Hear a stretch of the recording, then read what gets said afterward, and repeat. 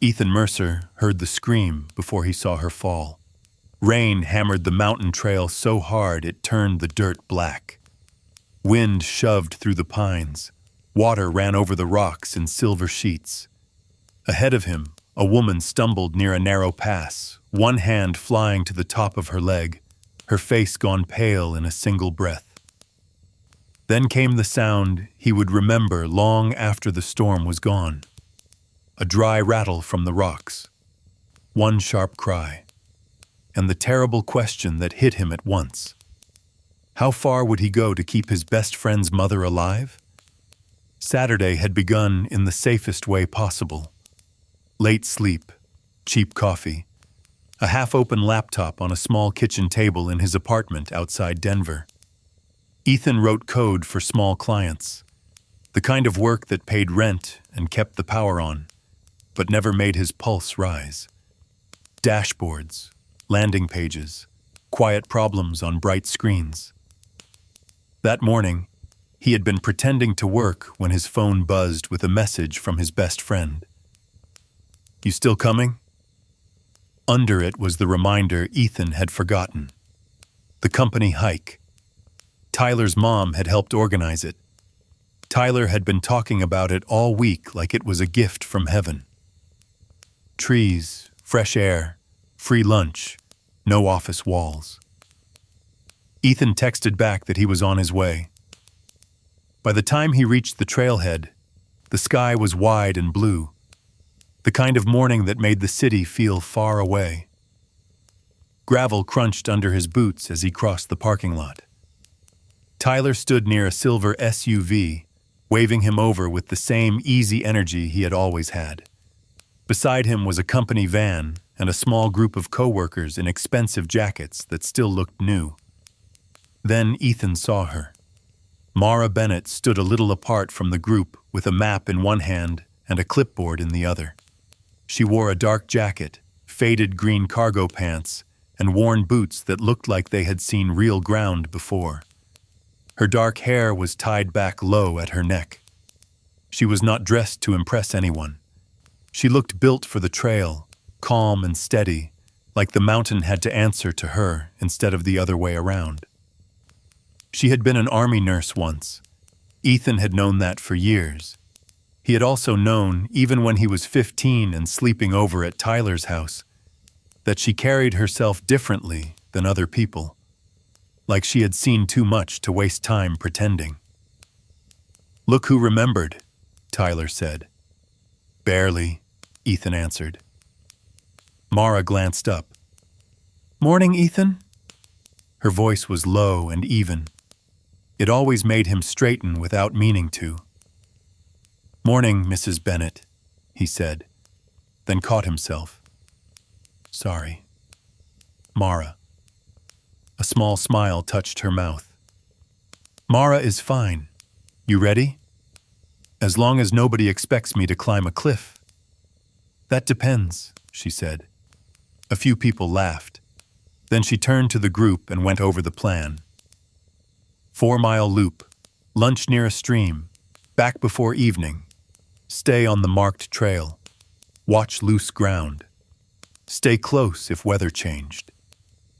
She did not raise her voice. She did not need to. People listened. At first, Ethan stayed beside Tyler. They joked about work, bad bosses, and a woman at Tyler's office who kept leaving him little notes he swore meant nothing. But as the trail climbed, Tyler drifted back to talk with a coworker, and Ethan found himself closer to the front beside Mara and a man named Brent, who kept checking his phone even though they had almost no signal. Mara led at a steady pace. She pointed out slick roots, loose stones, and places where the path narrowed beside a steep drop. Ethan mostly listened. He liked listening to her. She spoke like someone who meant every word. After about an hour, the air changed. The blue above the trees turned gray. A bank of clouds rolled over the peaks. The smell of rain slid through the forest, cool and sharp. Mara stopped and looked up. That wasn't in the forecast. Bad? Ethan asked. Not yet, she said, but it could get ugly fast. We keep moving. If it breaks hard, we find cover or turn back. They pushed on. The trees thickened. The ground softened under their boots. Voices from the others faded behind them as the group spread out. Then the first drops came, soft on leaves. A minute later, the storm opened all at once. Rain slammed through the branches. Ethan's hoodie soaked through in seconds. Water rushed across the path in little streams. The dirt turned slick and mean. "Stay close," Mara called over the pounding rain. Brent muttered a curse and held his jacket over his phone as if that mattered more than the lightning now rolling somewhere beyond the ridge. Mara spotted a narrower path climbing toward higher stone. "This way," she said. Ethan stayed right behind her. Mud sucked at his boots. Rain stung his face. Once he slipped and caught himself against a tree trunk, bark scraping his palm raw. "You good?" she asked, looking back. "Yeah," he said, "just making the hike interesting. This is still the easy part." Thunder cracked above them. They reached a rocky section where the trail squeezed between dark, wet boulders. Mara stepped forward carefully, testing the ground. Then she cried out. The sound cut through Ethan like a blade. Mara jerked backward and grabbed high on her thigh. For one flashing second, he saw movement by the stone. Thick body, dark pattern, tail buzzing. Rattlesnake. It slid into a crack in the rocks and vanished. "Mara!" Ethan was at her side before he knew he had moved. She dropped to one knee in the mud, one hand braced on the ground, the other clamped over the top of her leg. Rain ran down her face. Her skin had gone pale under it. "Snake," she said through clenched teeth, "high on the leg." Brent stood frozen 3 feet away, staring. "What do we do?" he asked, voice shaking. Mara did not look at him. She looked straight at Ethan. "Listen to me," she said. His heart was pounding so hard he could hear it over the rain. "I'm listening."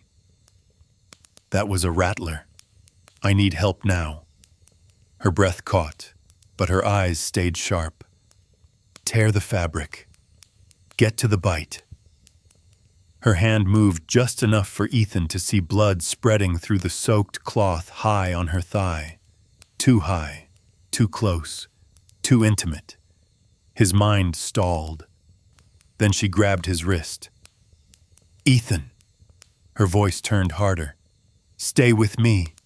You have to draw it out and spit. Fast."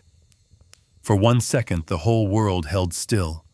Rain, thunder, mud, Brent frozen nearby, Tyler somewhere behind them on the mountain, and Mara Bennett looking at him not like a boy tagging along, but like the one person she was trusting with her life.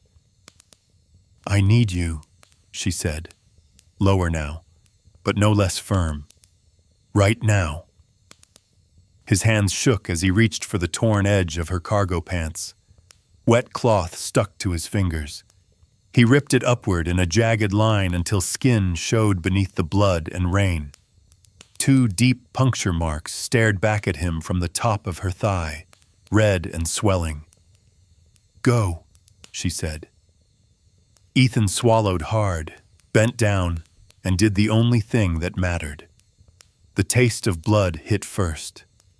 Warm, metallic, dirty with rain and mud. He drew hard, then turned and spat into the rocks. Red washed away under the storm. "Again," Mara said. He did it again, and again. By the 4th time, his lungs were burning and his stomach was rolling, but he did not stop. He could feel her hand gripping his shoulder, could hear her breathing through the pain. could feel the storm beating down around them like the mountain itself was trying to knock them loose. When he finally pulled back, wiping his mouth with his sleeve, his whole body was shaking. Mara leaned against the rock, eyes half closed, rain sliding down her face. "You did good," she said, breathless. "You bought me time." Brent still had not moved.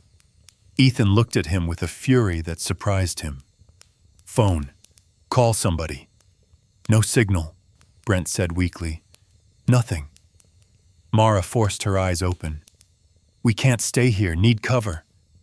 Ethan looked through the rain, trying to remember the path behind them. He had seen a shallow overhang below the ridge. Not far, maybe enough to get her out of the storm. He slid one arm around her back. "Lean on me." Mara rose with a strangled breath, her bitten leg shaking under her. But she got upright. "If I fall," she said through clenched teeth, "I'm taking you with me." Ethan tightened his hold on her waist. "Then I guess we're both going down together." And with the rain still hammering the mountain around them, he began leading her toward the only shelter he could remember, praying it would be enough. The rock overhang was smaller than Ethan remembered.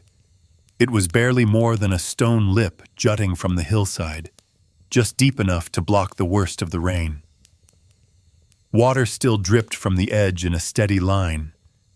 The ground beneath it was rough stone mixed with damp dirt, but at least it was not open sky. Ethan lowered Mara carefully until she sat with her back against the rock, one leg stretched out, the other bent. She let out a slow breath through her teeth. "I've had better afternoons." "That makes two of us," Ethan said. His hands were still shaking. He dropped his backpack, fought with the zipper, and pulled out the thin emergency blanket he always carried, because his father had once told him being over-prepared beat being sorry. He spread it over her legs and tucked the silver edges around her the best he could. Mara looked at him with tired eyes.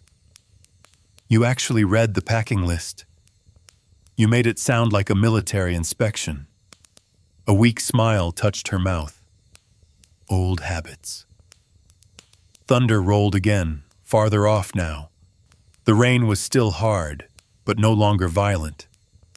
Brent stood near the opening of the overhang, dripping and useless, glancing down the trail like he might vanish if nobody watched him. "Can you at least keep an eye out?" Ethan snapped. Brent nodded too quickly. "Yeah, sure. Of course." Ethan crouched beside Mara and carefully checked the wound. The skin around the bite had swollen, angry and red, but it had not spread as fast as he feared. Blood still mixed with rainwater and ran down the side of her leg. "How bad?" he asked.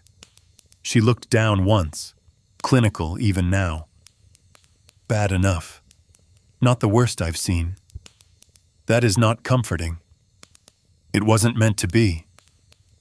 She tried to shift, then stopped with a sharp breath. Ethan moved closer on instinct, one arm behind her shoulders to steady her. Her jacket was soaked through. Cold had settled into her skin. He could feel the shiver moving through her body. "You can't sleep," he said. "I know." "Talk to me then." Her head tipped back against the stone. Rain tapped above them. For a few seconds, she just breathed, slow and careful, as if every breath needed permission. "Ask me something," she said. Ethan did not mean to ask the thing sitting deepest in his chest, but it came anyway. "Were you scared?" Mara turned her face toward him. In the dim light under the rock, she looked both stronger and more fragile than he had ever seen her. "Yes," she said. "Not of pain, not even of dying, exactly. Of being helpless. That part I hate. You weren't helpless. I was bitten and half in the mud. You still told me what to do. She studied him for a moment. And you did it.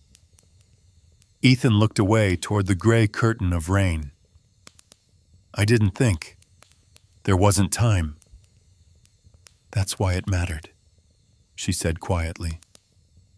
The words settled between them. Warm. Heavy. To keep her awake, Ethan started talking. At first it was nonsense. How his apartment heater made a clicking sound at night. How Tyler still overcooked burgers every single summer.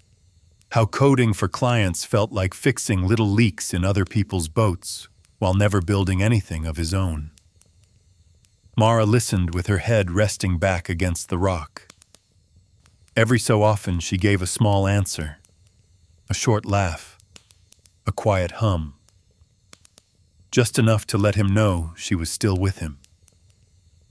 You always wanted to make games, she said after a while. He blinked at her. You remember that? I remember more than you think. Her voice was softer now. You used to sleep on our basement couch and talk about building whole worlds people could disappear into. Ethan let out a faint laugh. Then I found out how much math that takes. That scared you off? No. Maybe just made me practical. Practical is another word people use when they're tired of being disappointed. He looked at her sharply. That was direct. You asked me to stay awake, not be polite. Despite everything, he smiled. A shiver ran through her again, harder this time. Without thinking, Ethan pulled off his soaked hoodie and laid it over her shoulders under the blanket. He was left in a thin shirt that clung cold to his skin, but Mara's breathing eased a little. You'll freeze, she murmured. I'm fine. That's a lie. Yeah, he said, but it's a useful one. Her head tilted until it rested, just lightly, against his shoulder. He went still. The contact was small, almost nothing, but it changed the air between them. This okay? He asked after a second. We need body heat, she said. The answer was practical. The silence after it was not. He slid an arm around her carefully. She leaned into him without hesitation, and for a moment the storm outside felt very far away. He could feel the slow pull of her breathing, the slight tremor in her fingers, the weight of trust in the way she let herself rest against him. Brent turned from the opening. I think I hear something. Both of them looked up. The rain had softened to a steady fall. Through it came the faintest sound, a shout carried by the trees, then a whistle. Ethan sat forward. Hey! He shouted with all the force in his chest. Up here! No answer came right away, just rain. Then another whistle, closer. Mara's hand found his wrist and held on. Again! He shouted until his throat burned. Brent joined in this time, finally useful. Somewhere below them, branches cracked. Orange flashed through the trees. Relief hit Ethan so hard, it almost made him dizzy. A ranger reached the overhang first, climbing the muddy path with practiced feet. 2 others followed with medical packs and a narrow stretcher. Behind them came Tyler, soaked to the bone, his face white with fear. Mom! Mara opened her eyes wider at the sound of his voice. I'm here, she called, though it came out thin. The lad ranger dropped beside her and examined the wound fast, calm and focused. Rattlesnake, he said. How long ago? Maybe 40 minutes, Ethan answered. The ranger glanced at him. Anything done for it? Ethan hesitated only a second. I drew out what I could and spat it out. The ranger gave one short nod. Bought her time. Tyler crouched near his mother, eyes red and glassy. "You scared me to death." Mara managed the faintest smile. "Language." It was such a normal answer that Tyler half laughed, half choked on it. The Rangers worked quickly, wrapping her leg, securing her to the stretcher, checking her pulse and breathing. Ethan moved back to give them room, but Mara's eyes found him once over the Ranger's shoulder. "Stay close," she said. He nodded before he even thought about it. As they lifted the stretcher and started down the trail, Tyler fell in beside them on one side. Ethan took the other. The storm had washed the whole mountain clean. Mist clung to the trees. Mud pulled at their boots. Everything smelled like wet earth and pine. No one talked much. At the bottom of the trail, the ambulance waited with its back doors open. The paramedics loaded Mara inside. Tyler climbed in after them. Ethan started to step back, but Mara reached out and caught his wrist. Her hand was cold, but her grip was sure. "Ethan." He looked at her. There was pain in her face. Exhaustion, too. But behind it was something clear and steady that made his chest tighten. "Thank you," she said. The doors closed before he could say anything that felt big enough. He stood in the parking lot as the ambulance pulled away, red lights flashing against the wet gray afternoon. Tyler's SUV sat alone now. The company van was full of coworkers talking too loudly, trying to turn fear into chatter. Ethan barely heard them. All he could feel was the ghost of her hand still wrapped around his wrist, and the strange, heavy truth growing inside him. He had gone up that mountain as Tyler's friend. He was not coming down the same man. Ethan tried to work the next morning. He opened his laptop, answered 2 emails, fixed one small bug in a payment form. Then he sat staring at the screen, while lines of code blurred into nothing. Every quiet second pulled him back to the mountain. The snake in the rocks. Mara's hand on his wrist. Her voice under the stone shelf asking him to stay with her. Around noon, Tyler texted. "She got anti-venom. Doctor says she'll be okay. Keeping her one more night." Ethan read the message 3 times before he answered. "Good. Tell her I'm glad." He set the phone down, but the apartment felt too small after that. The walls seemed close. The screen too bright. By 1 o'clock, he had given up pretending and grabbed his keys. The hospital sat 20 minutes away, all glass and pale brick and parking decks that smelled like wet concrete. Inside, the air was cold and clean. Coffee, antiseptic, rubber floors. Ethan checked the room number at the desk and walked down a quiet hall with his pulse beating harder than it should have. At her door, he stopped. What was he doing there? He was not family, not a coworker, not even someone who belonged in that room. He had just always been Tyler's friend, the kid who used to raid their fridge and sleep in the basement after late nights and cheap pizza. Then he remembered the way Mara had looked at him before the ambulance doors closed. He knocked lightly and stepped in. Mara was propped up in bed with the blanket pulled over her legs. Her hair was down now, dark against her shoulders. Without the rain and mud and storm, she looked smaller somehow, more human. Tired. There was an IV in her arm. A heart monitor beeped softly beside her. She turned her head at the sound of the door. For one brief second, surprise crossed her face. Then it softened. "Hey, stranger," she said. Ethan let out a breath he had not known he was holding. "Hey, I can go if this is a bad time." "You drove all the way here," she said. "You can at least sit down." He took the chair by her bed. The room felt too quiet after the mountain. Too still. "How's the leg?" he asked. "Like it picked a fight with fire and lost?" "That sounds unpleasant." "It is." He smiled a little, and she watched him with that same steady focus she always had. Only now there was something gentler in it, something unguarded. "The ranger told the staff what you did," she said. "So did Tyler." Ethan looked down at his hands. "I just did what you told me." "No." Her voice stayed soft, but firm. "You stayed. There's a difference."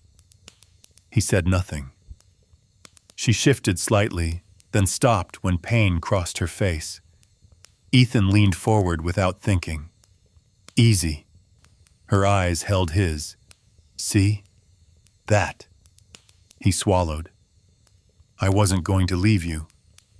"I know." The words landed deep. For a moment, neither of them moved. The monitor kept beeping. Wheels squeaked somewhere far down the hall. Sunlight pressed pale against the window. Then Mara said, very quietly, "Do you know how long it's been since I felt safe enough to lean on someone?" Ethan looked up. "You have Tyler." "That's different." He knew she was right.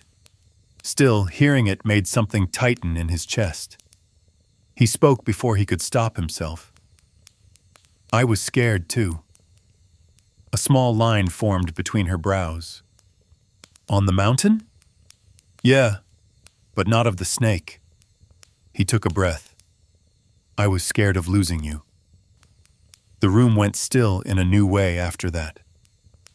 Mara blinked once, slowly, as if the words had reached somewhere deep. "That makes two of us," she said. Her hand moved over the blanket, coming to rest near the edge of the mattress between them. Not quite reaching. Just there. Ethan looked at it, then set his own hand beside hers. Their fingers did not touch, but the space between them felt alive. The door opened before either of them could move. Tyler came in with a coffee cup and a paper bag under his arm. He stopped when he saw Ethan, then smiled with open relief. "Man, good," he said. "I hoped you'd come." Ethan stood too quickly. "Just checking in." Tyler set the coffee down and looked at his mom. "He's the reason you're in one piece." Mara gave him a look. "The anti-venom helped." "You know what I mean." Tyler turned back to Ethan, eyes still a little red at the edges. "Seriously, thank you. There was no joke in it, no easy way out." Ethan nodded once. "Of course." Tyler glanced between them, but if he noticed anything strange, he did not show it. He just pulled up the other chair and started talking about hospital food and bad vending machines, and how Brent had apparently told 5 different versions of the snake story already. It should have broken the tension. In some ways, it did. In other ways, it made Ethan feel the shape of it even more. Mara came home 2 days later. Ethan did not go over right away. He told himself she needed rest, that Tyler needed time with his mother, that whatever had happened on that mountain belonged to the storm and the fear and the cold, and maybe it would fade once real life settled back into place. It did not. A week later, Tyler invited him over for dinner. "Mom's walking weird, but bossing people around again. Come eat." So Ethan went. The Bennett house looked the same as it always had. Big old trees, worn porch boards, flower beds Tyler never helped with enough. But when Mara opened the door, the whole place felt changed. She wore jeans and a soft gray sweater. Her hair was loose. She moved more slowly than before, favoring one leg, but she stood straight. When she saw Ethan, something warm and quiet passed over her face.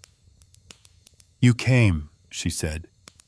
Free food, he answered. One day you'll learn a second joke. Not likely. Tyler laughed from the kitchen and called them both inside. Dinner was almost normal. Almost. Tyler did most of the talking. Work, football, a ridiculous story about his manager. Ethan answered when spoken to and tried very hard not to notice the way Mara sometimes looked at him when Tyler turned away. Not long, not obvious, just enough to remind him of rain on stone and her shoulder against his chest. After they ate, Tyler got a work call and stepped inside to grab his laptop. The porch grew quiet. Evening light stretched gold across the yard. Leaves shifted in a soft breeze. Somewhere down the block, a dog barked once. Mara rested a hand on the porch rail. "Walk with me," she said. He followed her slowly across the porch boards. She moved carefully, and when she wobbled once, his hand came out on instinct. She steadied herself before he touched her, but both of them noticed. At the far end of the porch, she stopped. "I've been thinking about that day," she said. "So have I." She looked out at the yard, not at him. "I told myself it was fear, adrenaline, pain, relief." Then she turned. It wasn't just that. Ethan felt his pulse jump. "No," he said. "It wasn't." She studied him for a long moment. "You're Tyler's best friend." "I know." "I'm older than you." "I know." "That matters." He nodded. "I know that too." Mara's eyes softened, but she did not look away. "And still, when I think about who stayed with me in the worst moment of my life, I think of you." The truth of it hit him with almost physical force. He stepped closer, not enough to touch, just enough that her face filled more of his view. "When I think about who I couldn't bear to lose," he said quietly, "I think of you." Her breath caught. It was small, but he heard it. Neither of them moved for a second. Then Mara lifted her hand and set it lightly against his chest, right over his heart. "One step at a time," she said. It was not reckless, not dramatic, not a promise too big to keep. It was something steadier. Ethan covered her hand with his. One step at a time. The screen door slid open behind them. Tyler leaned out with a grin. "You two hiding my leftovers out here?" Mara pulled her hand back and glanced over her shoulder. "Only from you." Tyler laughed and disappeared inside again. Ethan looked back at her. She was smiling now, but there was feeling in it. Real feeling. Not a storm, not panic, not confusion. Something alive. Something honest. The snake had left pain behind. Scars, maybe. Hard memories, too. But it had also stripped something down to the truth. On a mountain in the rain, with fear closing in and nowhere to hide, Mara had trusted him with her life. And Ethan had learned that some bonds do not begin in comfort. They begin in the moment you choose not to run. If you believe stories still matter, go ahead and hit subscribe, Stories Beyond the Porch. Drop a comment telling me where you're watching from. I love seeing how far these stories travel. Thanks for watching.